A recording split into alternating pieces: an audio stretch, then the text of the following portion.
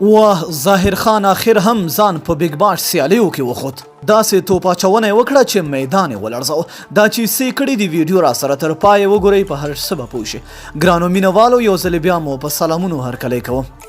د بیگ باش تجارتي لیګ په نننۍ لوبه کې د پرت سټراکرز او برسبن هیډ لوبډلې مخامخ شوې. په پیل کې د لوبې پچه پرت سکارچز لوبډلې وګټله او لومړی توپ وهنه غوره کړه.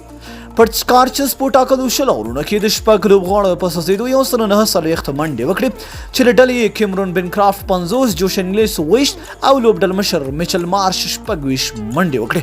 د برسبن هیډ له لورې ظاهر خان په زړه پورې توپ اچونه ترسره او په 4 اورونو کې 18 منډې ورکړې او 2 لوبغاړي وسوځول. همداراز بین الافین 2، جوش لالور او بن کیټینګ یو وکټ ترلاسه کړه. د 150 منډو هدف په تعقیب کې د برسبن هیټ لوبډلې په 18 اورونو کې د ټولو لوبغاړو په سوځېدو 109 منډې وکړې او د 40 منډو په توپیر له پرت سټراکرز لوبډلې څخه ماتې وخوړله.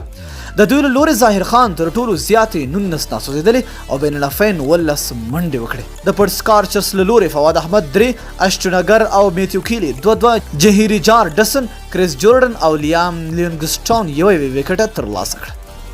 د لوبې د غوره لوبغاړي جایزه هم فواد احمد ترلاسه کړه چې د هغه په زړه پورې او خطرناکې توپوهنې پر وړاندې د برسبن هیټ توپوهونکي ټینګ نشو او خپلې لوبډلې ته بریا ډېره اسانه کړه. دا د پرت سکارچرز 5مه لوبه وه چې 2مه بریا یې خپله کړه. همداراز برسبن هیټ بیا نن خپله 4مه لوبه ترسره کړه او په 4 لوبې کې یوازې په یوه لوبه کې بریا خپله کړې ده. نو د ظاهر خان مینوالو ته د مبارک شي لاندې په کمنټ کې موږ سره ښکلې جمله د ظاهر خان په هکله ولیکئ. تر بیا بلې ویډیو د الله په امان.